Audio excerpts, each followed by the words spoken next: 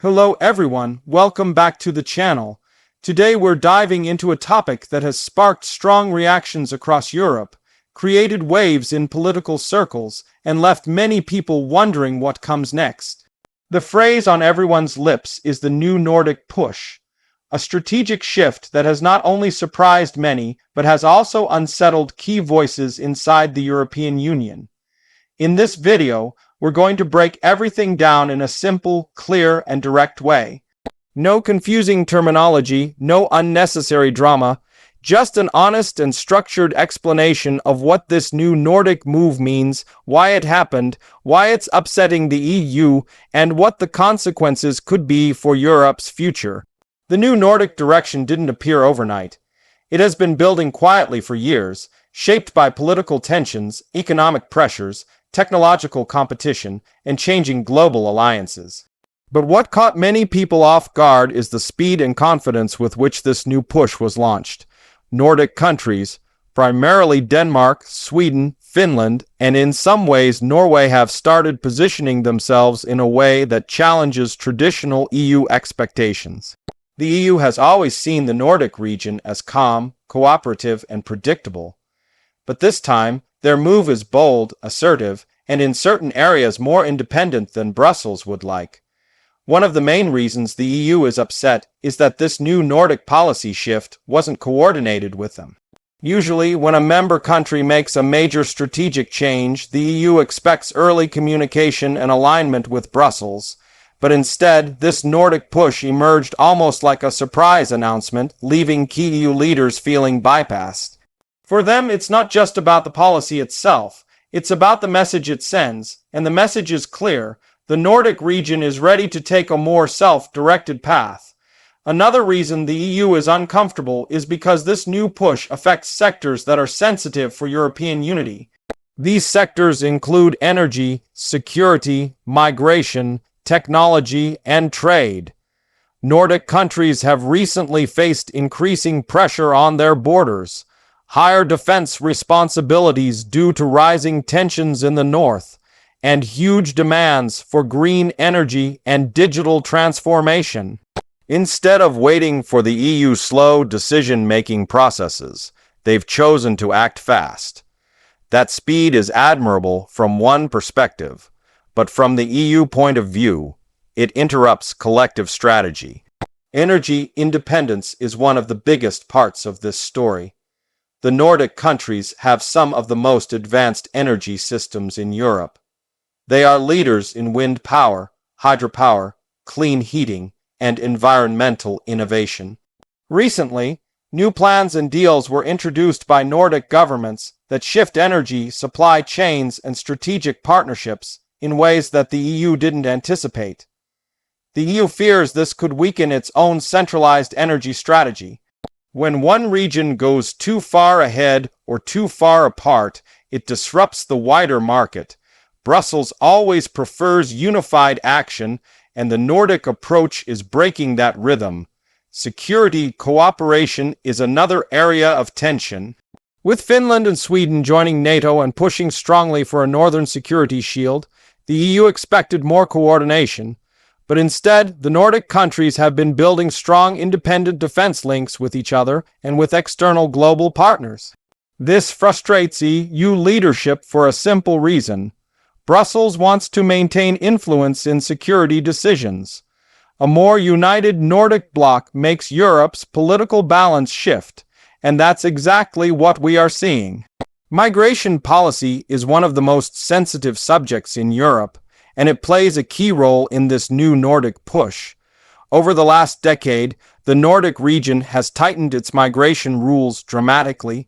Denmark and Sweden, especially, have moved towards stricter border control, tougher asylum processes, and policies aimed at reducing migration pressure. They argue these measures are necessary for national stability and integration. However, the EU sees this as drifting away from European solidarity principles.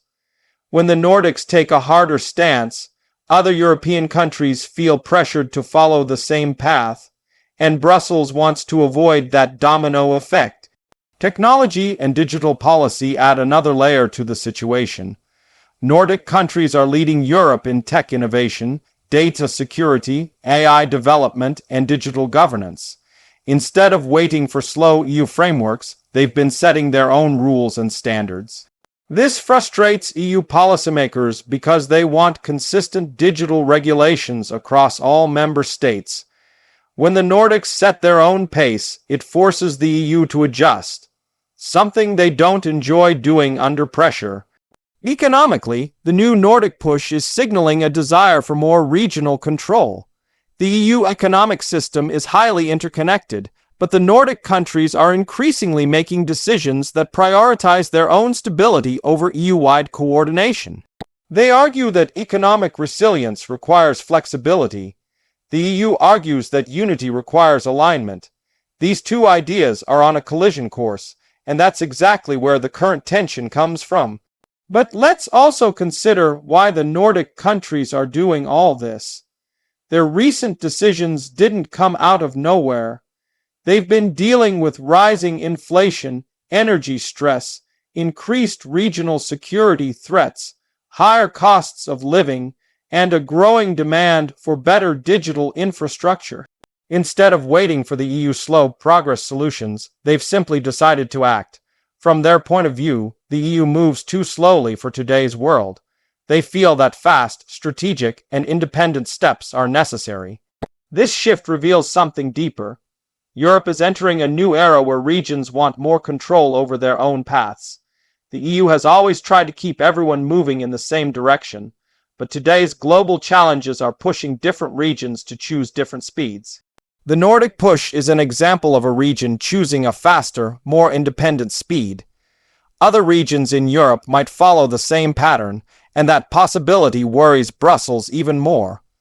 The EU fears that if one region becomes too independent, the entire European unity structure could weaken. And from their perspective, unity is essential. But from the Nordic perspective, survival and progress are more important than waiting for slow decisions. This difference in priorities is at the heart of the current tension. Another reason the EU is upset is because the Nordic push is gaining public support. In many Nordic countries, citizens are increasingly favoring more independent national policies. They trust their governments more than a distant EU system. And when public support grows, political leaders feel even more confident in taking strong steps. Brussels knows that once public support moves toward independence, it becomes very difficult to reverse. Let's talk about the international dimension. Global players like the United States, the United Kingdom, and even Asian countries have shown interest in Nordic cooperation. The Nordic region is becoming a strategic hub for energy technologies, defense positioning, and digital innovation. When global powers deepen ties with the Nordics, the EU feels sidelined. It sees the Nordic push as a move that strengthens their global role while weakening Europe's centralized influence. The EU is also worried that this Nordic assertiveness will encourage other regions, like Eastern Europe or Southern Europe, to take similar independent paths. If too many regions start acting independently, the EU fears losing its internal cohesion. And for an institution built on unity, that fear is serious. Now, let's look at how the Nordic push affects everyday people across Europe. Energy prices could shift, trade patterns could change, migration policies might tighten further. Regional security could increase, digital standards could adapt to Nordic innovations instead of EU regulations. These changes will shape daily life in many European countries over the coming years. For the Nordics themselves, this new push means more responsibility. Independent decisions come with independent consequences, but it also gives them more control over their future. They believe that taking strong, early, decisive steps today will protect them from bigger problems tomorrow. So why exactly is the EU upset? Because this Nordic push challenges the foundation of European unity. It shows that a region can act independently, successfully, and confidently. And it forces Brussels to rethink how much power it truly has.